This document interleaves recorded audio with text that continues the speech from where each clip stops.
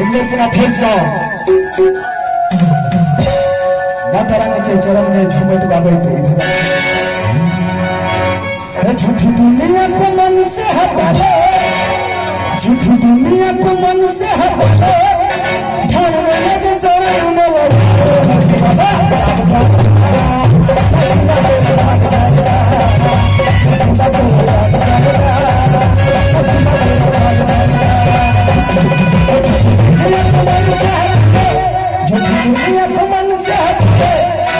हाथ ऊपर माता रानी का कसम है भैया वीडियो बनते हाथ ऊपर का लेकर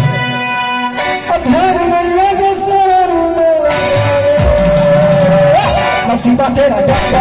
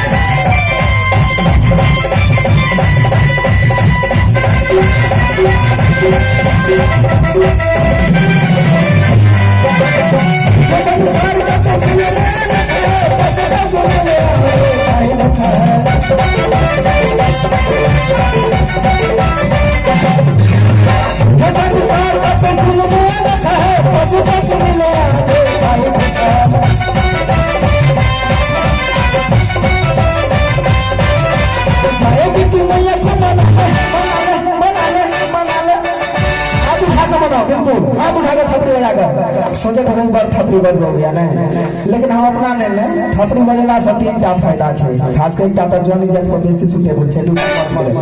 फायदा नंबर 1 कह दै छी, फायदा नंबर 1 जब कोनो पड़ोसी से झगड़ा भेल हुए तो थपड़ी बजे तो एक बेर सटा दियो हमरो कहब लेते या लाइक लोगे हम तो थपड़ी बजबे छला। फायदा नंबर 2 जब थपड़ी बजत रहे तो निश्चित बात है जे एकोटा मच्छर नहीं काटत बात है। फायदा नंबर 3 चारू तीर्थ जते घुमाबे से अधिक पुण्य थपड़ी बजेबाक छै। जहाँ भी जागरण में छी बैठल तखन कते कुमार भक्त छै बुढ़ा उठाता नहीं गलती बात चाची देवता झगड़ा है। कुमार भक्त कुंदन है जागरण भर छै ना, ये जागरण छै ना, तो माता रानी से कुमार भक्त किछ मांग लिए कि भैया मांगो आ सके लेल किछ खास कुमार भक्ति में सिर्फ भक्त के कहले माँ चंदा से आराधना करे छियै खास कर कुमार भक्त के लेल कि जे कंगाल पति छथि, जे कंगाल पति छथि हुनका 1000 पति बना दियौ। गौर से सुनबे, जे कंगाल पति छथि हुनका 1000 पति बना दियौ, जे 1000 पति छथि हुनका 1,00,000 पति बना दियौ। कुमार भक्त ध्यान देवे, जे कंगाल पति छथि हुनका 1000 पति बना दियौ, जे 1000 पति छथि हुनका 1,00,000 पति बना दियौ, आ जे 1,00,000 पति छथि हुनका करोड़पति बना दियौ। आ जे कुमार भाई के अखन तक नहीं भेलै ना विवाह हुनका आपसे में एक दोसर के पति बना दियौ। इनको छोटा पति होना चाहिए।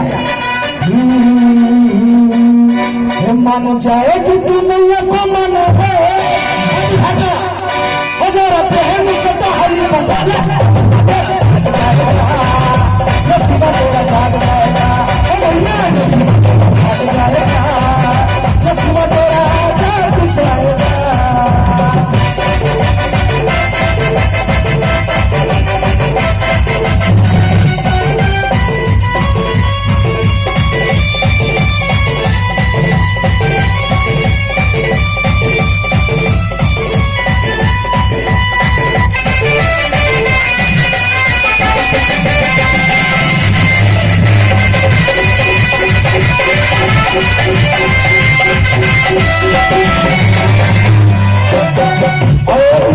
बहुत ही सच्चाई बात है। इससे मदद से जीवन में सच्चाई है, वही बातें कहना जा रहा है।